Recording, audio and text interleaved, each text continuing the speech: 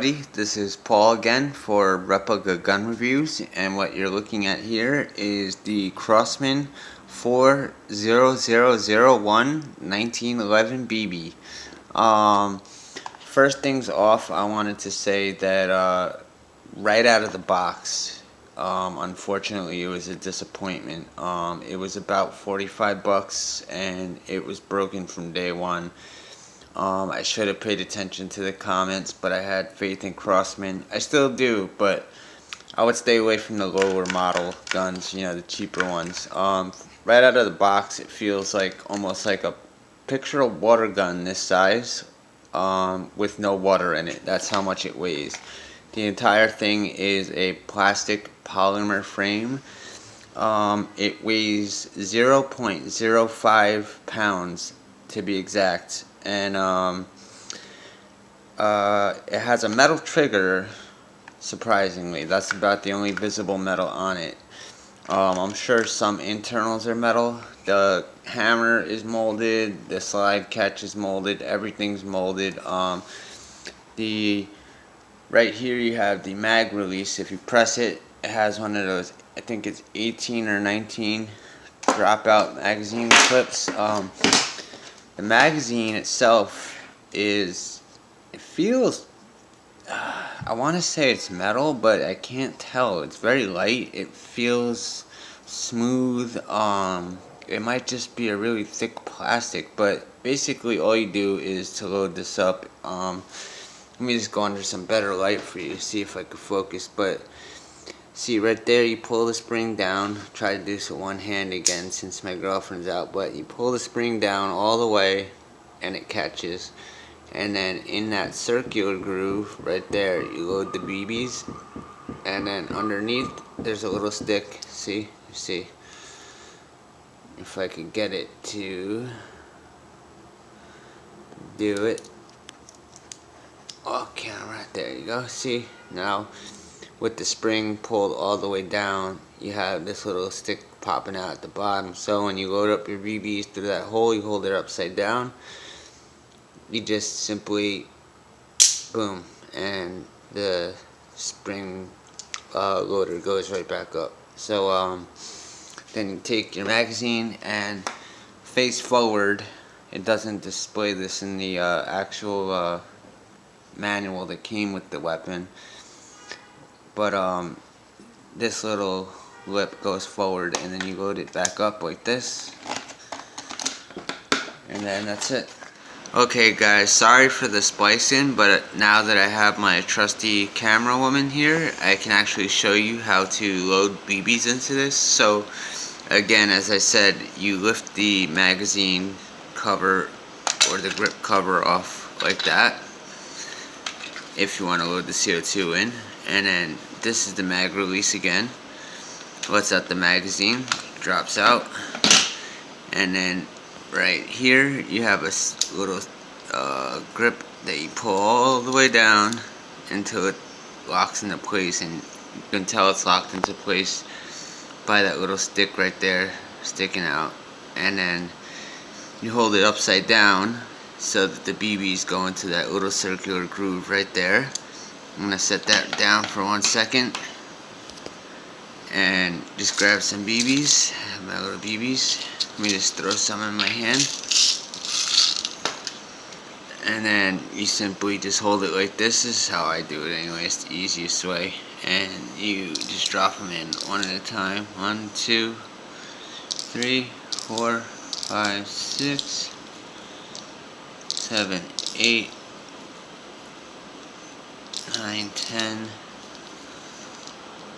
11, 12, 13, 14, 15, 16, 17, 18, 19. And it says, as I said, I'll show you, that's 19. It says that it can hold up to 20. When the 20th one goes in, it doesn't go all the way in. So in order to get that out, if you make that mistake, you have to basically hold it right under the hole just to get that 20th one. Oop, I guess it's stuck in there now. Oh, I guess it does hold 20. It just doesn't fit properly, so I had to literally push it down. That was the first time I actually got 20 to fit in. And then, but anyways, if you do decide to use 19 or 20, once you get them all in, I personally prefer, like I said, I don't like this letting the spring snap back down, so I hold it and then release it. You just push forward on this, and then it releases the spring, and then it goes down. Oh, see, look, the 20th one actually just popped out. I'm glad I got that on camera. See, so 19 seems to be the limit. 20 does not seem to work. So once it's loaded anyway, again, this little bottom lip faces forward. You put it right inside, and you're ready to go. Put some CO2 on there, in there, and that's it. And if you want to unload it, same thing. Ooh, well, I guess one chambered when I pushed the magazine in, so it just fell out as I took the mag out. But anyways, to unload it, you hold it upside down so the BBs don't roll all over the place. Lock it into place again, and then simply just shake them out into your hand like that until they all come out, and then you have an empty BB, an empty magazine, and then again, instead of letting the spring slam, release it. Sorry if you guys hear BBs falling all over the place, they're not staying in the tray I have. But you push this little lever forward, and it releases the spring, and then you let it slide down, and you don't have to rack the slide or anything. On the other side here, you can see it has the Crosman logo, 1911 BB. It has the safety, which is classic, obviously red for fire, white for safe. Again, it was a disappointment. You know, right out of the box it was broken. The way you load BBs into this thing is that you see right there, this little opening there, you just lift that off and the cover pops off, and then underneath is a little pin that you pull down. Then you do the same thing as mostly other BB guns, but you unscrew it, stick the CO2 cartridge in, put a little PelletGun oil always. As I said, I would emphasize, always oil up your guns, keep them nice and oiled. Put a little PelletGun oil, you screw it back up, and then you should just have to put the cap back on and be good to go. But unfortunately, when I got this right out of the box, the first CO2 cartridge I put in, I screwed it up tight as I could, and all the CO2 came shooting out all over the place. So I thought that it was my fault and I hadn't tightened it enough, and I didn't catch it in time. But so what I did was I took a second CO2 cartridge, and what I did was I put it in and I used a wrench and actually held this little bottom clip and tightened it that way to make sure that I would get it like a full turn so no CO2 would escape. And I did get it. So then all of a sudden I start hearing out of the barrel of the gun this very slight hissing sound, and I realized that CO2 is escaping from the mechanism inside the gun. And since everything's molded on, and this is like basically all plastic, and you know, just, I don't want to call it garbage, you know, like, but I mean, at least mine was, but something was clearly broken right out of the box. I don't know if Crosman had a defect or if it was the mail, you know, or what, you know, but it was a disappointment right out of the box. But I guess for the amount of money it was like 45 bucks, I think I said, that, you know, you get what you pay for. So anybody considering buying this, I would say definitely pay attention to the comments. Most people did complain about the same thing, the CO2 leaks, etc. A lot of people had comments, complaints about the mag, how they would load, but it wouldn't feed the BBs, so it would fire but no BBs would come out. So I would say this one is one that I unfortunately will not buy again. I love 1911s. It does have a Picatinny rail if you happen to get this anyway and yours does work. That's great for you. It has a little Picatinny rail so you can add a sight, or not a sight, a laser or a laser flashlight or whatever you want to add.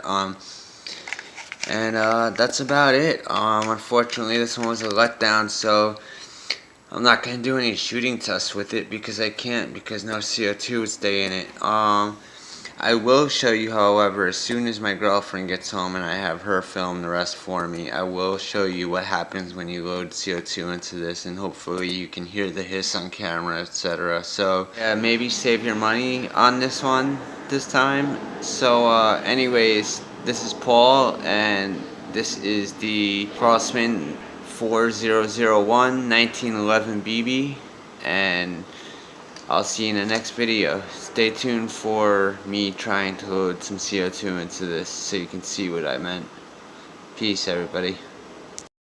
Okay guys, so as I said, I wanted to show you what happens when you put CO2 into this gun, or what happened when I got it anyway, right out of the box. So what I did first was I opened the grip cover, obviously. At the bottom, I'm not sure if you can see that, there's a little tab that unscrews that screw right there.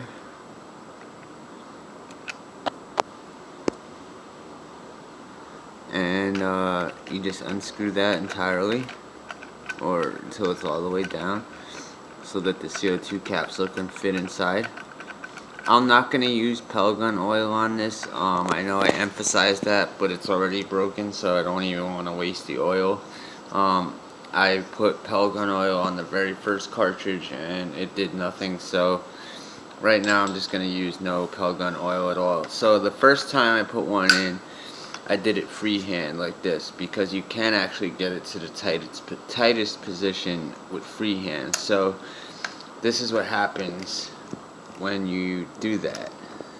First of all, I hold it down like that, and then I tighten it up, and then right there is where you could feel if you push any further, if you turn any further, it'll pierce the CO2. So what I do naturally is grab it like this and try to get as much turn as I can. And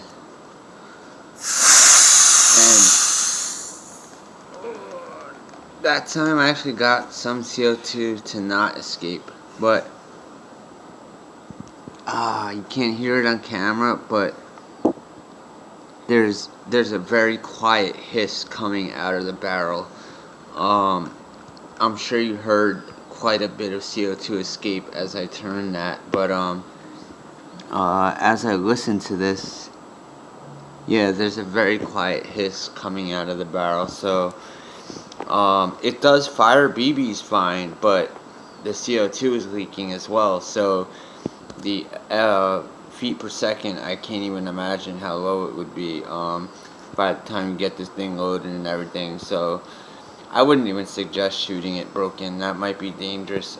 So what I'm gonna do is just release this, and since that time I actually didn't need the wrench to get it to not leak all out completely through the grip.